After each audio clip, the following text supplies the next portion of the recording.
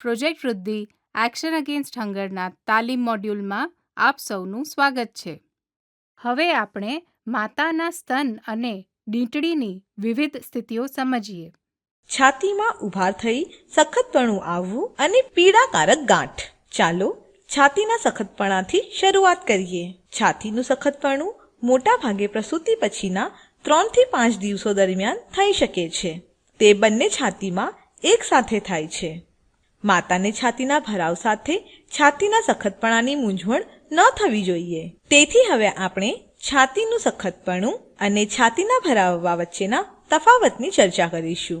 છાતીના સખતપણામાં છાતી કડક, સોજાવાળી અને દૂધથી ભરેલ પીડાકારક હોય છે અને છાતી ચમકદાર લાગે છે અને તેમાં ફેલાયેલી નસો દેખાય છે. માતાને 24 કલાકથી વધુ સમય સુધી તાવ આવી શકે છે અને બાળક માટે ધાવવું મુશ્કેલ બને છે.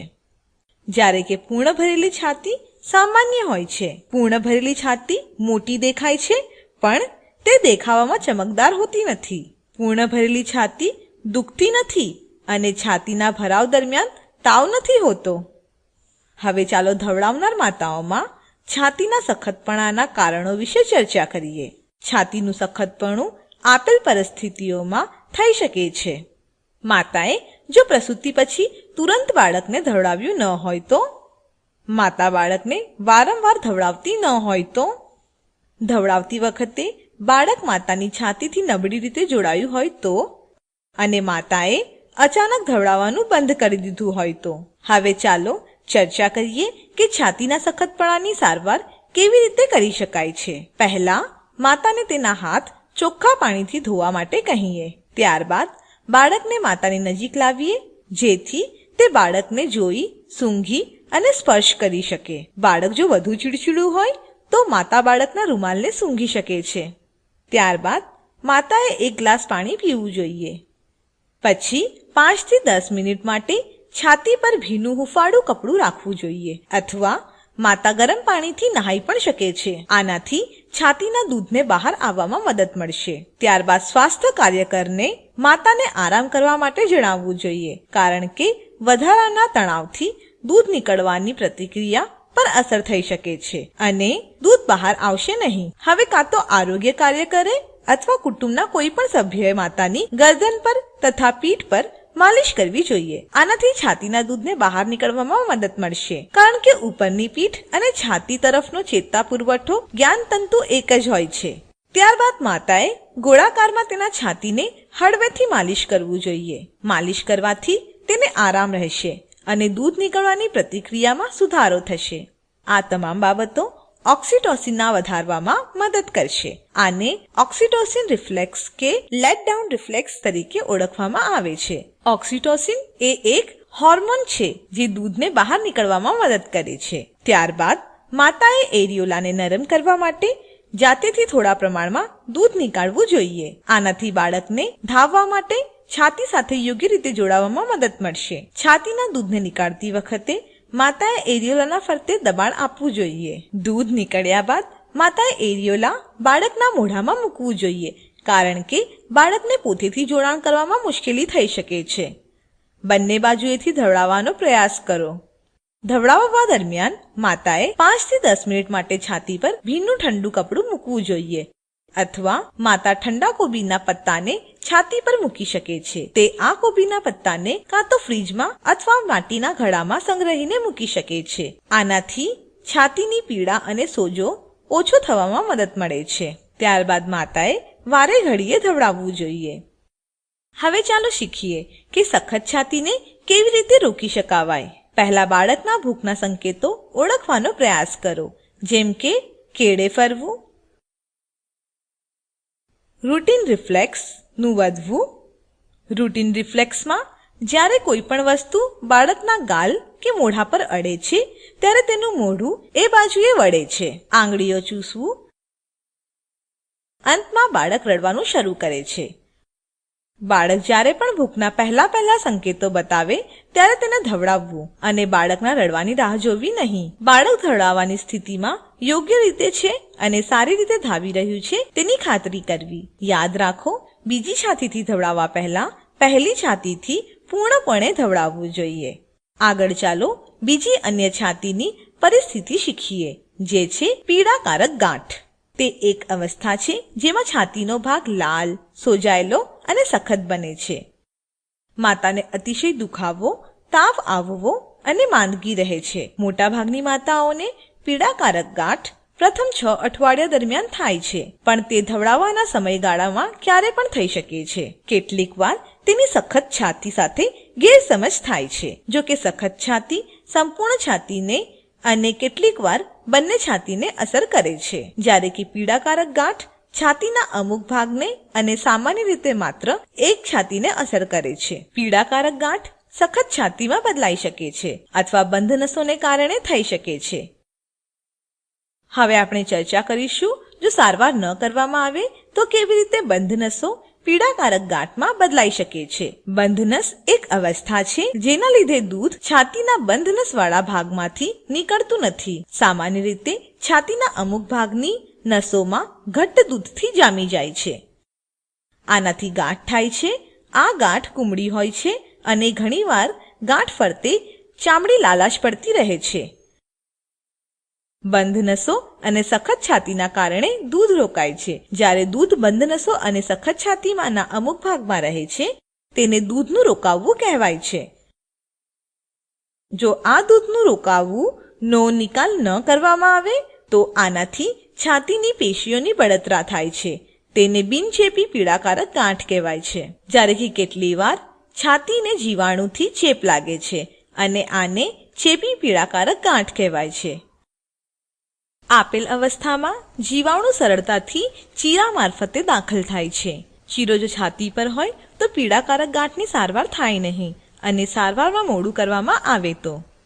નોંધ લો, છાતીમાંનું પરુ એ સારવાર ન કરાયેલ પીડાકારક ગાંઠની આગળની સ્થિતિ છે. હવે ચાલો પીડાકારક ગાંઠના કારણની ચર્ચા કરીએ. વારે ઘડીએ ન ધવડાવવું તે પીડાકારક ગાંઠનું સૌથી મહત્વનું કારણ છે. જો ધવડાવનારી માતા કામ કરતી સ્ત્રી હોય તો વારંવાર ધવડાવવું મુશ્કેલ બને છે. વારે ઘડીએ ન ધવડાવવાના માટે અન્ય કારણ હોઈ શકે છે. માતા અથવા બાળકની માંદગી હોય. બીજું છે દીકડીથી ધવડાવવું. દીકડીથી ધવડાવવાથી બાળક છાતીને પૂર્ણપણે ખાલી કરશે નહીં. ત્રીજું છે દૂધનો પુરવઠો વધી જવો. ચોથું છે વહેલું દૂધ છોડાવવું, જ્યાં બાળક છાતીના દૂધ સિવાય અન્ય ખોરાક ખાય છે. પાંચમું છે ચુસ્ત કપડાં. માતા ચુસ્ત કપડાં પહેરે તો, ખાસ કરીને રાત્રિએ જ્યારે માતા ચુસ્ત બ્રા પહેરે તો, તેનાથી છાતી પર દબાણ આવે છે અને દૂધની નળીઓ બંધ થઈ શકે છે. છઠ્ઠું છે સુવાવડનો તણાવ. માતા જો કોઈ પણ તણાવથી પસાર થતી હોય તો તેનાથી દૂધ છૂટું પડવાની પ્રતિક્રિયાને અસર થશે. સાતમું છે દીકડીનો ચીરો. તે જીવાણુને છાતીની પેશીમાં દાખલ કરવા માટે એક રસ્તો પૂરો પાડે છે અને પીડાકારક ગાંઠ થઈ શકે છે. ચાલો પીડાકારક ગાંઠનો ઉપચાર જોઈએ. પહેલા કારણ ઓળખવાનો પ્રયાસ કરવો અને પછી સારવાર શરૂ કરવી. ધવડાવતા પહેલા માતાએ ગરમ પાણીના શેકનો ઉપયોગ કરવો જોઈએ અથવા તો ગરમ પાણીથી નહાવવું જોઈએ. તેણે પહેલા અસરગ્રસ્ત છાતીથી ધવડાવવું જોઈએ. તેનાથી જો પીડા વધે અથવા દૂધ છૂટવાની પ્રતિક્રિયાને અસર થાય તો બિન અસરગ્રસ્ત છાતીથી ધવડાવવું જોઈએ. યાદ રાખો, વારંવાર ધવડાવવું જરૂરી છે. ખુલ્લો ઘાવ દીકડી અથવા એરિયોલા પર ન હોય તો માતા અસરગ્રસ્ત છાતીથી ધવડાવી શકે છે. યાદ રાખો, જ્યારે પણ માતા બાળકને પીડાકારક ગાંઠની છાતીથી ધવડાવી રહી હોય તો તેણે ચેપના સંકેતો માટે બાળકની દેખરેખ કરવી જોઈએ, કારણ કે બાળકને ચેપ થવાનું જોખમ હોય છે. જ્યારે કે અસરગ્રસ્ત બાજુની છાતીના દૂધમાં ઘણા હાનિકારક જીવાણુ રહી શકે છે. છાતીની માલિશ કરવાથી દૂધના પુરવઠામાં સુધારો થઈ શકે છે. અસરગ્રસ્ત ભાગથી દીકડી તરફે હળવી માલિશ થવી જોઈએ અને માતાએ પૂરતો આરામ લેવો જોઈએ. જો લક્ષણો ગંભીર હોય તો તેણે ડોક્ટરનો સંદર્ભ લેવો જોઈએ. છાતીમાંના પરુની નિકાલ કરવાની તથા એન્ટીબાયોટિકની જરૂર પડશે. આ ઉપરાંત માતાએ તેના શરીરને આરામ આપવા માટે ખાસ પ્રયાસ કરવો જોઈએ તથા ઊંડેથી અને સમાન રૂપે શ્વાસ લેવો જોઈએ. સૌમ્ય સંગીત સાંભળવું અને દૂધ છૂટું પડવાની પ્રતિક્રિયાને શરૂ કરવામાં સહાય માટે તેના બાળક વિશે વિચારવું. યાદ રાખો, પીડાકારક ગાંઠ અટકાવવા માટે યોગ્ય ધવડાવવાની પ્રક્રિયા જરૂરી છે. આનાથી નસોનું બંધ થવું અટકશે અને બાળકને પૂરતું દૂધ મળશે. આ તમામ છાતીની સ્થિતિને રોકવા માટે બાળકની સ્થિતિ અને તેનું યોગ્ય રીતે જોડાવવું તથા તેનું વારંવાર ધાવવું મુખ્ય બાબતો છે. ધાવણ કરાવનારી માતાઓમાં છાતીની સ્થિતિ પરના આ ટ્યુટોરિયલનો અહીં અંત થાય છે. तो जो ब्रेस्ट कंडीशन है, इसके क्या रीज़न्स है, क्यों माँ को डिफ़िकल्टीज़ होती है, उसके छाती में गांठ क्यों होता है, एंगोजमेंट क्यों होता है, फिटिंग कपड़े पहनती है, एक तो बच्चे को वारंवार दूध नहीं पिलाती है, निप्पल फीडिंग होता है. और ये जो प्रॉब्लम है ये सबसे ज़्यादा कौन सी माताओं में दिखाई देता है? हॉस्पिटल में.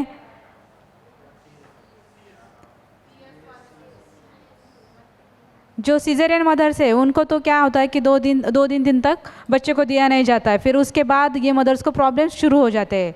तो जब ये मदर्स को प्रॉब्लम शुरू होता है तो हमारे यहाँ सबसे पहले क्या करते हैं हॉस्पिटल में?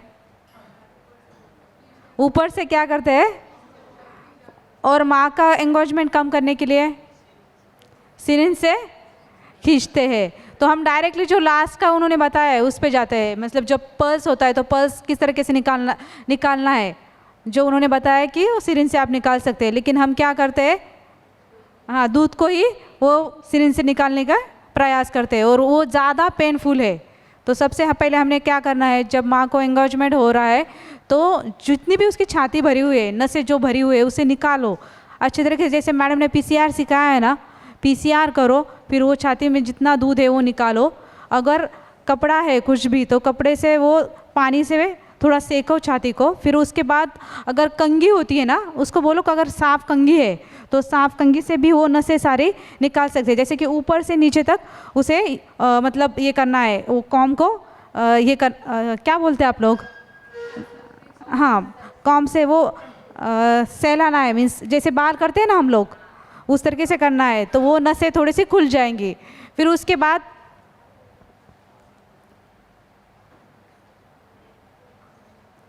गोभी का पत्ता अगर घर पे है तो ठीक है, गोभी का पत्ता आप यूज़ कर सकते हैं. हॉस्पिटल में है तो जैसे वो पानी का उन्होंने बताया है, पानी का फिर मसाज करके फिर हम वो कर सकते हैं. लेकिन सबसे बेस्ट जो पंप है वो कौन सा है, बच्चे का जो माउथ होता है, बच्चे जब सक करता है ना तो सारे नसें जो है वो खुल जाती है. इसलिए माँ को बोलना है कि वो बच्चे को फ्रिक्वेंटली ब्रेस्ट फीड करे, उसके मुंह में फ्रिक्वेंटली वो ज़्यादा से ज़्यादा दे. तब ये ब्रेस्ट एंगोजमेंट जो है वो कम होने की चांसेस बहुत ज़्यादा कम है और होगा ही नहीं अगर माँ ने पहले एक घंटे के अंदर बच्चे को दूध पिलाया. तो ब्रेस्ट एंगोजमेंट कब होता है, जब माँ बच्चे को दूध नहीं पिलाती है, तब ब्रेस्ट एंगोजमेंट होता है. फिर आगे का है निप्पल कंडीशन. निप्पल से रिलेटेड है क्या आपके यहाँ कुछ प्रॉब्लम्स? अगर फ्लैट ब्रेस्ट है, निप्पल नहीं है, उस वक्त आते क्या ऐसे कोई मदर आपके फील्ड में है, हॉस्पिटल में?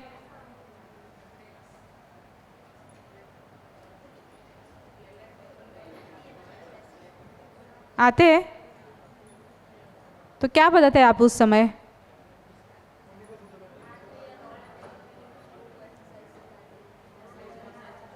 अच्छा, प्रेगनेंसी में आप सिखाते हैं. अगर डिलीवरी के बाद ऐसे कोई मिलता है तो जी मसाज करके फिर बाहर खींचते हैं. ये वीडियो है उसके ऊपर आप देखिए. પીડાદાયક કે ચિરાડ પડેલી ડીટડી અને સપાટ અથવા ઊંધી વળેલી ડીટડીઓ. પહેલી ડીટડીની પરિસ્થિતિ છે પીડાદાયક કે ચીરા પડેલી ડીટડી. આ એક એવી સ્થિતિ છે જ્યાં માતાને ડીટડીમાં ચિરાડની સમસ્યા અથવા લોહી નીકળે છે. આનાથી ડીટડીમાં ખંજવાળ આવે છે અને તે સૂકી બને છે. હવે ચાલો પીડાદાયક કે ચિરાડ પડેલી ડીટડી થવાના વિવિધ કારણોની ચર્ચા કરીએ, જે છે ડીટડીથી ધવડાવવું, ફૂગ અથવા જીવાણુનો ચેપ, દરેક ધાવણ બાદ ડીટડીઓને સાફ કરવાની ટેવ અને ચોટેલી જીભ ધરાવનાર બાળક. ચાલો શરૂ કરીએ ડીટડીના ધવડાવવાથી. ડીટડીથી ધવડાવવું એ પીડાદાયક ચિરાડ પડેલી ડીટડીનું પ્રથમ અને મહત્વનું કારણ છે. ડીટડીથી ધવડાવતા દરમિયાન ડીટડી બાળકના મોઢાના સખત તાળવા પર ઘસાય છે. બાળક સખત તાળવા અને જીભ વચ્ચે આ ડીટડીને દબાવી રાખે છે. આ રીતે દબાવવાથી ધવડાવવું દુઃખદાયક બને છે અને આને કારણે ડીટડી ચીરા પડેલી અને પીડાદાયક બને છે. બાળકના મોઢાના અયોગ્ય પકડથી ફક્ત ડીટડી મોઢામાં જાય છે. તેથી ડીટડીથી ધવડાવવાના લીધે સોજો કે ચીરાડ પડેલી સમસ્યાઓ ટાળવા માટે યોગ્ય રીતે ધવડાવવું એ મહત્વનો ભાગ ભજવે છે. નોંધ લો, આપણે સમાન બીજા અન્ય ટ્યુટોરિયલમાં યોગ્ય ધવડાવવાની રીતની ચર્ચા કરી છે. યાદ રાખો, યોગ્ય રીતે ધવડાવતી રીતે સોજાયેલી છાતી કે ચીરાડ પડેલી ડીટડીને લીધે કદાચિત દુખાવો થાય છે. માતા જો યોગ્ય રીતે ધવડાવવાનું ચાલુ રાખે તો ધીમે ધીમે આ દુખાવો બંધ થાય છે. આગળ આવે છે ફૂગ અથવા જીવાણુનો ચેપ. માતાને જો ફૂગ અથવા જીવાણુને લગતો ચેપ હોય તો તેણે ડોક્ટરની સલાહ લેવી જોઈએ. આગળ અમુક માતાઓને દરેક ધવડાવતા પહેલા ડીટડીઓને સાફ કરવાની ટેવ હોય છે. આનાથી ડીટડીઓ સૂકી પડે છે. તેથી આ કરવું ટાળવું જોઈએ. યાદ રાખો, માતા નહાતી વખતે એકવાર ડીટડીઓને સાફ કરી શકે છે. જો કે ચિરાડ પડેલી ડીટડી થાય તો દરેક ધવડાવ્યા બાદ માતાએ ડીટડીને સાફ કરવી જોઈએ. સાફ કર્યા બાદ માતાએ ઘા પર પછીથી આવતું ઘટ્ટ દૂધ લગાડવું જોઈએ, કારણ કે પછીથી આવતું ઘટ્ટ દૂધ એવો પદાર્થ છે જે રૂઝ વાળવામાં અને ચેપથી લડવામાં સહાય કરે છે. આમ બાળકના મોઢામાંથી જીવાણુઓ ડીટડીની ચિરાડમાં પસરતા અટકાવે છે. આગળ છે બાળકના ચોટેલી જીભની સમસ્યા. ચોટેલી જીભ એક અવસ્થા છે જેમાં બાળકના જીભની ટોચ મોંના નીચેના તળિયાના ભાગ સાથે જોડાયેલી હોય છે. આ અવસ્થા બહુ જોવા મળતી નથી. સામાન્ય રીતે ચોટાયેલી જીભ ધરાવતું બાળક ડીટડીથી ધાવે છે. બાળકને જો ચોટાયેલી જીભની સમસ્યા હોય તો માત્ર યોગ્ય ધવડાવવાની રીત પૂરતી નથી અને શસ્ત્રક્રિયાની જરૂર પડે છે. આવા કિસ્સાઓમાં માતાએ હંમેશા ડોક્ટરની સલાહ લેવી જોઈએ. હવે ચાલો સોજાયેલી કે ચીરા પડેલી ડીટડી માટેની સારવારની ચર્ચા કરીએ. માતાને જો સોજાયેલી કે ચીરા પડેલી ડીટડીની સમસ્યા હોય તો સ્વાસ્થ્ય કાર્યકરે માતાની છાતીની અને ડીટડીની તપાસ કરવી જોઈએ. માતાને ધવડાવતા પહેલા પોતાના હાથેથી છાતીમાંથી થોડું દૂધ કાઢવા માટે કહેવું જોઈએ. તેનાથી છાતી નરમ થશે અને બાળક સરળતાથી જોડાશે. આ દૂધના નિકાલથી ચેપનું જોખમ ડીટડીના ચીરા અને પીડાદાયક ગાંઠની સમસ્યા પણ ઘટાડશે. ત્યારબાદ માતાને તેના બાળકને છાતીથી યોગ્ય રીતે જોડાણ કરવા માટે માર્ગદર્શન આપવું જોઈએ. વારે ઘડીએ ધવડાવવાની પ્રક્રિયા એ છાતીના દૂધનો પુરવઠો નક્કી કરે છે. તેથી માતાએ ધવડાવવાનું રોકવું ન જોઈએ. ધવડાવતી વખતે માતાએ ઓછા દુખાવાવાળી છાતીના બાજુએથી ધવડાવવાનું શરૂ કરવું જોઈએ. ધવડાવવું હજી પણ જો પીડાદાયક હોય તો તે પોતાના હાથ વડે દૂધ નીકાળી શકે છે અને બાળકને ચમચીએ અથવા કપ વડે પીવડાવી શકે છે. એ સાથે જેમ અગાઉ ચર્ચા કરી હતી, દરેક ધાવણ બાદ અસરગ્રસ્ત ભાગ પર પછીથી નીકળતું ઘટ્ટ દૂધ લગાવો. યાદ રાખો, સોજાયેલી કે ચીરાડ પડેલી ડીટડીઓ પર તેમજ તંદુરસ્ત ડીટડીઓ પર પણ દર્શાવેલી વસ્તુઓ ન લગાવો. સાબુ, તેલ, લોશન, બામ અને અત્તર તેમાં બળતરાયુક્ત પદાર્થો હોઈ શકે છે. માતાને જો સોજાયેલી કે ચીરાડ પડેલી ડીટડીની સમસ્યા હોય તો તેથી સ્થિતિ વધુ ખરાબ થશે. ગંભીર પરિસ્થિતિઓમાં માતાએ ડોક્ટર અથવા આરોગ્ય કાર્યકરનો સંપર્ક કરવો જોઈએ. સોજાયેલી કે ચીરાડ પડેલી ડીટડીની સમસ્યાને રોકવા માટે બાળકના જન્મ બાદ તુરંત જ ધવડાવવાનું શરૂ કરવું. ધવડાવતી વખતે હંમેશા ખાતરી કરો કે બાળક ઊંડાણપૂર્વક જોડાયેલું હોય. ડીટડીની અવસ્થા જે આપણે આગળ ચર્ચા કરીશું તે છે સપાટ અથવા ઊંધી વળેલી ડીટડીઓ. સપાટ ડીટડીઓ એરિયોલાના સ્તનથી બહાર નીકળેલી હોતી નથી, જ્યારે કે ઊંધી વળેલી ડીટડીઓ સામાન્ય રીતે અંદરની બાજુએ વળેલી હોય છે. માતા માટે એ હકીકત સમજવી ખૂબ મહત્વની છે કે ધાવણ માટે સપાટ અથવા ઊંધી વળેલી દીકરીઓ એ અડચણ નથી. જો કે યોગ્ય ધાવણ કરતી વખતે બાળક એરિયોલાથી ધાવે છે, ન કે દીકરીઓથી. નોંધ લો, સપાટ અથવા ઊંધી વળેલી દીકરીઓના કિસ્સામાં પ્રસૂતિના પહેલા અઠવાડિયામાં માતાને મદદની જરૂર છે. આ સમયગાળા દરમિયાન સ્વાસ્થ્ય કાર્યકરે માતાને યોગ્ય ધવડાવવાની રીત વિશે માર્ગદર્શન આપવું જોઈએ. તેનાથી તેનો આત્મવિશ્વાસ વધશે. યાદ રાખો, માતાને જો સપાટ અથવા ઊંધી વળેલી દીકરીઓ હોય તો અસરકારક જોડાણ માટે શ્રેષ્ઠ પકડ છે ક્રોસ ક્રેડલ પકડ. ફૂટબોલ પકડ અને અર્ધ ટેકાવાળી સ્થિતિ. અગાઉના ટ્યુટોરિયલમાં સમજાવ્યા મુજબ કોઈપણ પકડમાં આ અત્યંત મહત્વનું છે કે માતાએ છાતીને યોગ્ય રીતે પકડી રાખવી જોઈએ, જ્યાં બાળકના હોઠ અને માતાની આંગળીઓ સમાન દિશામાં રહેશે. નોંધ લો, અયોગ્ય ધવડાવવાની રીતના કારણે સોજાયેલી દીકરીની સમસ્યા થશે. યાદ રાખો, દૂધની બાટલી અથવા દીકરીના કવચનો ઉપયોગ કરવો નહીં. આનાથી બાળકને સપાટ અથવા ઊંધી વળેલી દીકરીવાળી છાતીથી ધાવવામાં મુશ્કેલ રહેશે.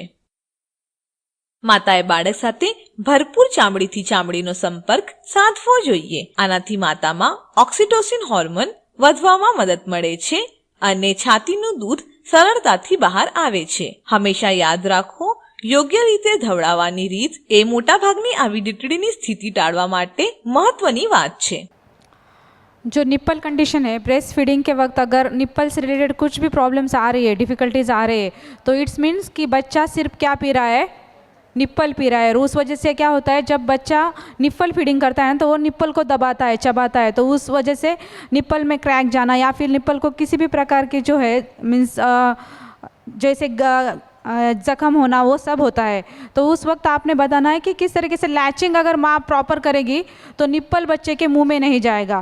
अगर फिर भी माँ को निप्पल क्रैक हो रहे तो माँ ने क्या करना है, जो पीछे का हैंड मिल्क होता है वो हैंड मिल्क उसके ब्रेस्ट को लगाना है. और ज़्यादा पाउडर टाल्क जो है, जैसे कि ऑयल लगाते हैं कोई कोई लोग, इवन पाउडर्स लगाते हैं, तो उनको बोलना है कि वो लगाना नहीं है. इससे ज़्यादा इन्फेक्शन होने के चांसेस ज़्यादा होते हैं. तो इसलिए उनको बोलो कि ज़्यादा से ज़्यादा बच्चों की लैचिंग जो है वो स्तनपान करते वक्त उस पर ध्यान दें. अगर लैचिंग अच्छी नहीं है तभी वो जो निप्पल के सारे प्रॉब्लम्स है वो होते हैं. तो इसमें हमें सिर्फ ये देखा है कि ब्रेस्ट फीडिंग तुरंत ही होना चाहिए और उसकी फ्रीक्वेंसी और उसके साथ लैचिंग का सबसे बड़ा रोल है. अगर माँ आपको बोल रही है कि उसके निप्पल दुख रहे हैं या फिर उसके निप्पल लाल हो रहे हैं, तो इट्स मीन क्या, बच्चा अटैच नहीं हो रहा है और बच्चा सिर्फ निप्पल फीडिंग कर रहा है. और जो ब्रेस्ट फीडिंग है वो कैसे होना चाहिए, एकदम सुखकारक होना चाहिए. ऐसे होना चाहिए कि एकदम उसको ज़्यादा ही पेन्स हो रहे हैं, अगर पेन्स हो गए उसे ब्रेस्ट फीडिंग करते वक्त तो वो ब्रेस्ट फीडिंग करना बंद कर देंगी. हमारे यहाँ एक मदर थी, तो जो बच्चा था ना 3-3.5 महीने होने के बाद वो निप्पल वो प्रॉपर अच्छे से अटैच नहीं करती थी बच्चे को, तो वो बच्चा है ना उसके निप्पल को दबाता था, ज़्यादा चबाता था, तो उसके लिए वो बहुत पेनफुल हो गया था. फिर उसके बाद उसने वो बंद कर दिया ब्रेस्ट फीडिंग करना. तो उससे तो क्या हुआ, बच्चे को भी माँ का दूध मिला नहीं और माँ को भी क्या हुआ, ब्रेस्ट का प्रॉब्लम्स हुए. तो ये हमें देखना है. इसीलिए जो फर्स्ट डे है, सेकंड डे, थर्ड डे, उसी दिन हमें सिखाना है माँ को कि किस तरीके से बच्चे को पिलाना है. और लैचिंग बहुत ही ज़्यादा ज़रूरी है. आप लैचिंग पे ज़्यादा फोकस करो. ब्रेस्ट फीडिंग हर कोई करता है. ब्रेस्ट फीडिंग में पता है 3 ई बहुत ज़रूरी है. कौन से है 3 ई, आपने सुना है 3 ई के बारे में? 3 E. E for early. Early करना है ब्रेस्ट फीडिंग. 1 घंटे के अंदर ही माँ को बोलना है कि ब्रेस्ट फीडिंग बच्चे को शुरू करना है. और वो भी कैसे, आप अभी प्रॉपर सिखाएंगे. फिर उसके बाद सेकेंड ई, हम सिर्फ बोलते हैं कि एक्सक्लूसिव ब्रेस्ट फीडिंग करना है, एक्सक्लूसिव करना है, लेकिन अभी एक्सक्लूसिव के साथ कैसे करना है, इफ़ेक्टिव करना है. तो इफ़ेक्टिव किस तरीके से होगा, हम सारे 45 पॉइंट्स माँ को सिखाएंगे. लैचिंग का सिखाएंगे, पोजीशन का सिखाएंगे, उसके बाद ऑर्डर सिखाएंगे. तो वो जो ब्रेस्ट फीडिंग है वो इफ़ेक्टिव होगा. अगर ये 3 ई माँ ने सीख लिए और आपने सिखा दिए माँ को, तो बच्चे का वेट भी बढ़ेगा और किसी भी प्रकार की माँ को डिफ़िकल्टीज नहीं होगी. यस, अर्ली, एक्सक्लूसिव और इफ़ेक्टिव. प्रभावी होना चाहिए स्तनपान. सिर्फ निव्वल नहीं होना चाहिए।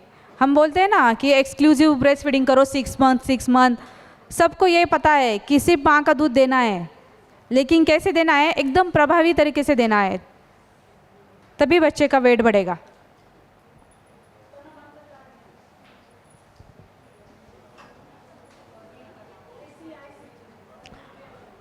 स्तनपान विकल्प नहीं संकल्प है। अभी मैंने कैसे बोला, कैसे पकड़ना है माइक, सबको प्रैक्टिस करना होगा। हाथ ऐसे पकड़ो, ऐसे ऐसे। हाँ, हाथ साबुથી ધોવા, कब कब धोने हैं?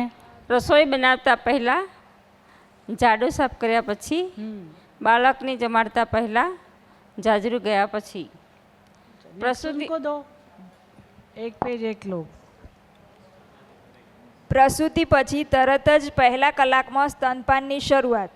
बस सही है, पढ़ो ना पूरा। नीचे क्या क्या क्या पिक्चर्स दिखा है उसमें? उसमें एक કલાકની અંદર स्तनपान જ આપવાનું છે। ગળથુથી કોઈ ખોરાક, दूध, पानी और के मत क्या कશું नहीं જ देना है આપવાનું वो નથી। बताया है ना नीचे। हाँ, वही कोई कुछ देना नहीं है, मतलब हाँ राइट।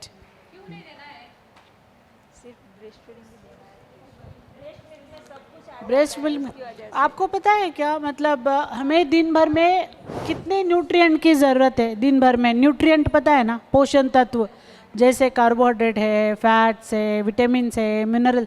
ऐसे एक नंबर बताओ कि दिन भर में हमें वो चाहिए ही चाहिए, चाहे बच्चा हो। कितना कितना नहीं, नंबर जैसे प्रोटीन, कार्बोहाइड्रेट, फिर फैट, फिर ऐसे नंबर बताओ कितने न्यूट्रिएंट्स की ज़रूरत है दिन भर में हमें? 2, 3, 5, 10, 12, 6 और 8, और वो फूड ग्रुप है 8। और बताओ नंबर बताओ कि दिन भर में हमें उतने अलग अलग अलग प्रकार के न्यूट्रिएंट्स मिलने चाहिए। कितना? 12, 5, 40 प्रकार के तत्व। कितने? 40 लिख लो,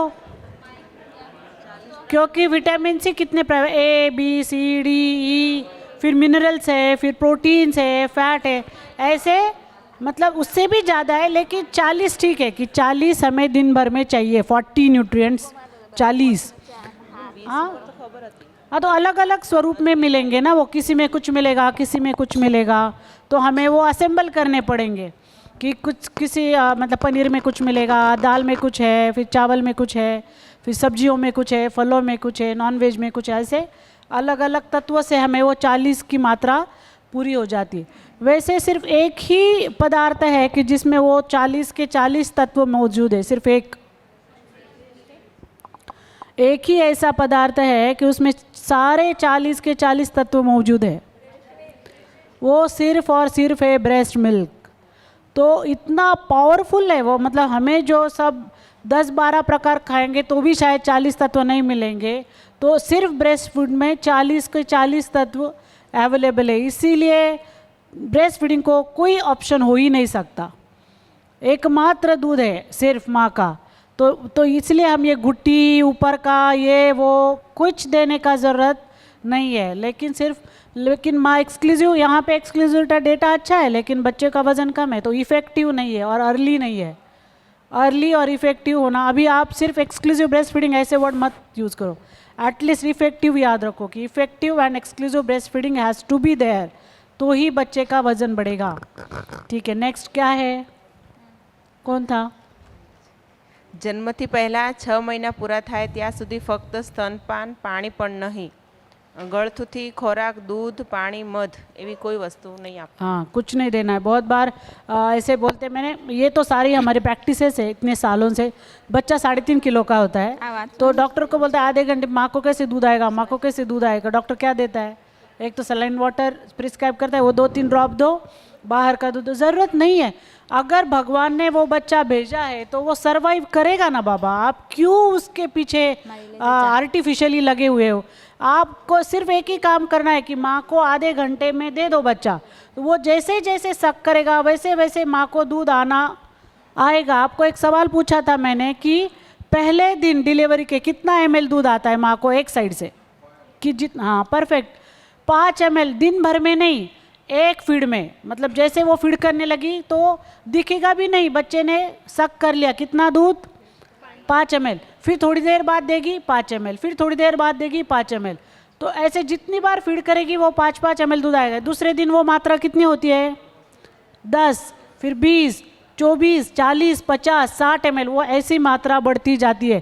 पहले ही दिन आप एक्सपेक्ट करोगे कि बॉटल भर दूध आएगा, it's not possible practically.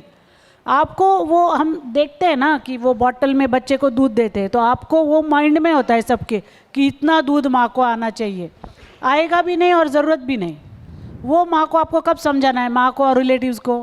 Pregnancy में पहले दिन 5 ml ही दूध आएगा, वो शायद दिखेगा भी नहीं। जब से बच्चा सक करेगा उसमें पेट को ऑलरेडी वो दूध गया है, तो आप ऐसे दबा दबा के देखेंगे तो वो दूध दिखेगा नहीं, और फिर आप ऊपर का लैक्टोजन दे, ये सारा मत करो माँ के साथ, वो अन्याय है एक तरफ से। मतलब हमें ज्ञान नहीं है, इसलिए हम किसको गिनीपिग बोलते हैं ना, गिनीपिग्स पता है ना, जिनके ऊपर रिसर्च किया जाता है, वो ये रैबिट्स होते हैं ना वाइट वाले गिनीपिग्स, जिनके ऊपर रिसर्च किया, वो गिनीपिग्स है माँ हमारे लिए। तो हमें नहीं पता, इसलिए हम किसके ऊपर वो सब ट्रायल कर रहे हैं, माँ के ऊपर। वो तो गिनीपिग बन गई। अभी तो गवर्नमेंट में ऐसे एनिमल यूज़ करने पे ही बैंड है, तो हमारे लिए तो माँ तो ईजिली अवेलेबल है, हमें पता नहीं, इसलिए उसको लैक्टोजन दे रहे हैं, गुट्टी दे रहे हैं, सलाइन वाटर दे रहे हैं, जाने दो बच्चे को कुछ भी हो जाए।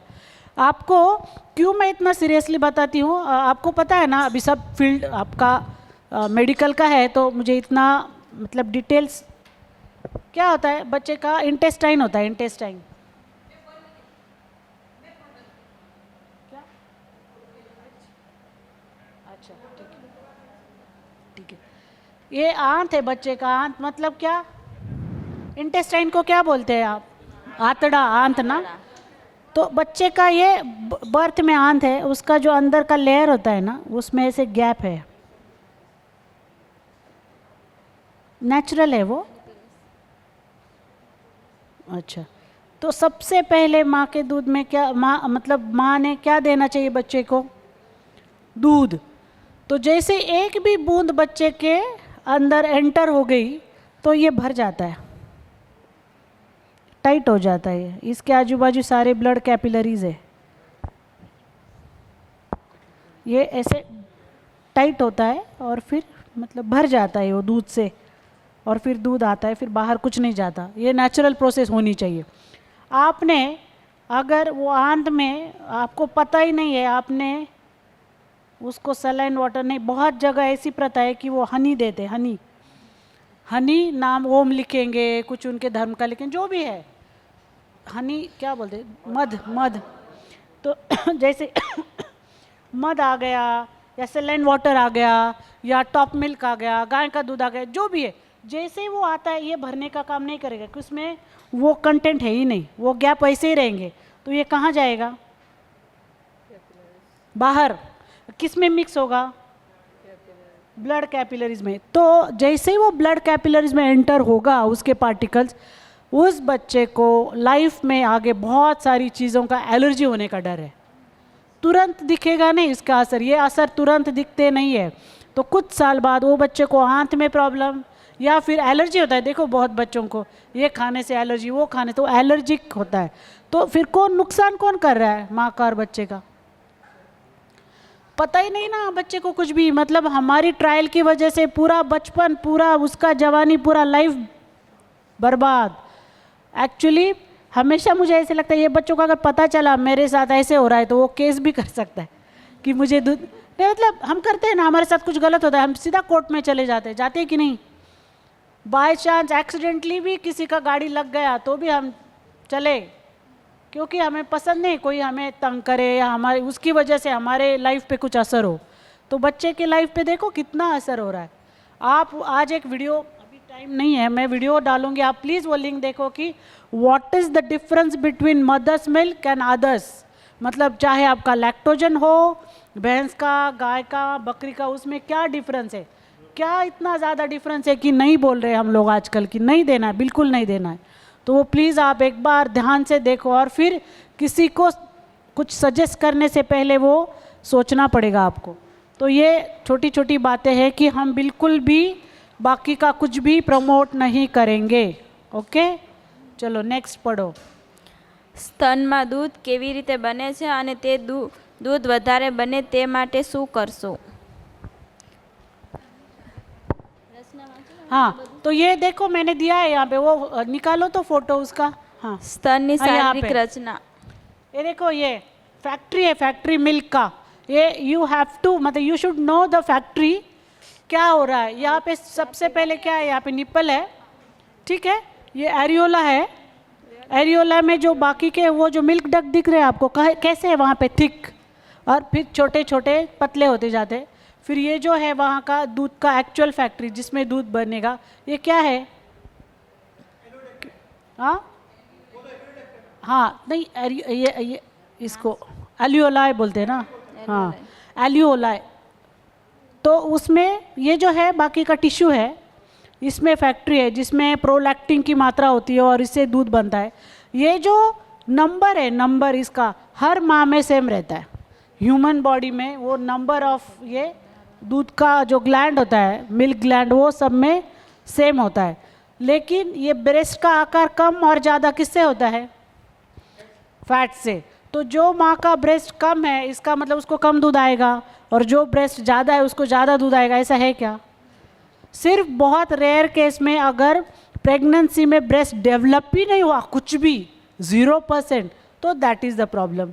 वो बहुत लाखों में एक ऐसा होता है कि ब्रेस्ट डेवलपमेंट हुआ ही नहीं, तो अब वो अलग प्रॉब्लम है. लेकिन कोई पतली माँ है तो उसको कम दूध आएगा, और बहुत मोटी माँ है तो उसको ज़्यादा दूध आएगा, ऐसा नहीं है. क्योंकि number of milk glands are the same in human body. थोड़ा सा इधर उधर रहेगा. तो वो आपको बताना है कि यहाँ पे इतनी बड़ी, ये सारा माँ को बताओ आप सिंपल सा भाषा में कि यहाँ दबाएंगे तो ही दूध आएगा, यहाँ पे तो कुछ उसका है नहीं. तो दो काम करते हैं, कौन? ऑक्सीटोसिन और प्रोलैक्टिन. ऑक्सीटोसिन जो है उसको बोलते हैं ऑक्सीटोसिन रिफ्लेक्स. जैसे ही डिलीवरी के बाद बच्चा दूध पीने लगता है, उसका सलाइवा माँ के स्तन को लगता है. जैसे ही सलाइवा लगता है, वो नेचुरल प्रोसेस है, उसका क्या ट्रिगर हो जाता है? राइट. तो वो ऑक्सीटोसिन, तो वो ट्रिगर जैसे ऑक्सीटोसिन होता है तो दूध आना एकदम इमिडिएटली स्टार्ट होता है. इसीलिए early initiation is so important. बहुत ज़रूरी. ये जो ट्रायल है ना, वो लेट करेंगे तो होगा नहीं. इसीलिए ये ऑक्सीटोसिन रिफ्लेक्स बोलते हैं उसको. ऑक्सीटोसिन लेट डाउन रिफ्लेक्स भी बोलते हैं या ऑक्सीटोसिन रिफ्लेक्स भी बोलते हैं. हमारे महाराष्ट्र में हिरकणी का स्टोरी था. हिरकणी का स्टोरी पता है? नहीं. हिरकणी का आपके यहाँ भी होगा ना, मतलब ब्रेस्ट फीडिंग के लिए एक रूम बनाई गई है. तो उसका स्टोरी है कि वो मतलब शिवाजी महाराज के टाइम में वो एक दूध डालने ऊपर जाती थी गढ़ पे, तो वो नीचे आने में बहुत शाम हो गई तो दरवाजे बंद हो गए. तो उसको ऑक्सीटोसिन रिफ्लेक्स मतलब बच्चे को भूख लगी तो उसका पूरा दूध आना जो इतना डिफ़िकल्ट लेवल से नीचे आई, क्योंकि उसको दूध बच्चे को पिलाना ही था. तो वो हम बोलते हैं कि लेट डाउन रिफ्लेक्स. जैसे बच्चे की याद आती है, ये आता है, तो वो नेचुरल है, वो आना चाहिए. और जितना वो मानसिक मतलब मेंटली फिट है उतना वो आएगा. Okay next. ये अलग अलग होल्ड है, पढ़ो कौन से होए. સ્તનપાન માટે બાળકને લેવાની અલગ અલગ પદ્ધતિ. સુધારેલી પારણા પદ્ધતિ, मतलब क्रॉस क्रेडल. ફૂટફોલ પદ્ધતિ, हाँ પારણા પદ્ધતિ, સીધા સૂતા સૂતા અને આડા પડીને. ये टेकला, इसको ये भी बोलते हैं लेड बैक, मतलब टेका लगा के, आराम कुर्सी जैसे होता है ना, टेका लगा के. नेक्स्ट.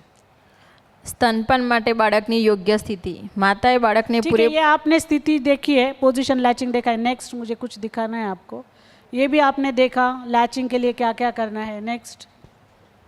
ये भी देखा कितना मुंह बड़ा होना चाहिए, किस एंगल में जाना चाहिए. नेक्स्ट.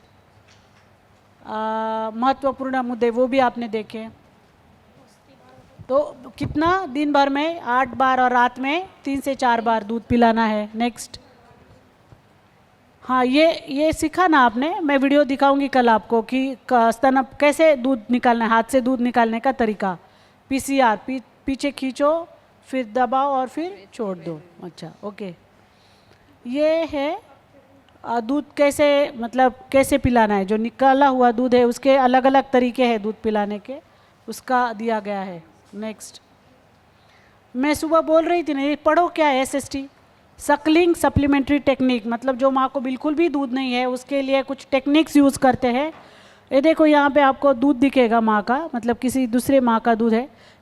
छोटी सी नलिया दिखेगी, वो हाइड की गई है, बच्चे को फीडिंग के लिए लगा है।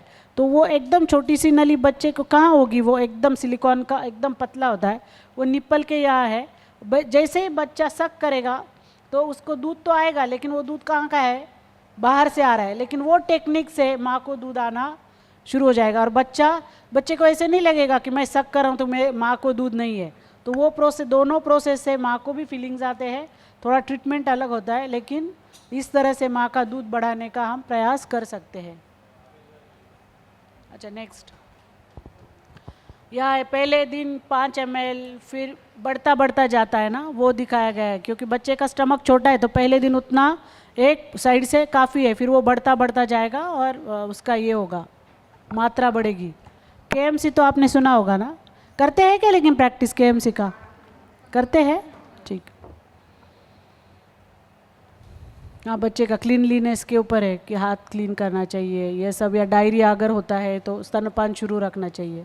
नेक्स्ट, 6 महीने के बाद पूराकार, वो अब सेपरेट दिन लेंगे। ओके, ये चार्ट भी आप पूरे फील्ड में अलग अलग लेवल पे आप इस्तेमाल कर सकते हैं। तो आज क्या क्या सीखा? પ્રોજેક્ટ વૃદ્ધિ એક્શન અગેન્સ્ટ હંગરના આ તાલીમ મોડ્યુલમાં ભાગ લેવા બદલ આપ સૌનો ખૂબ ખૂબ આભાર.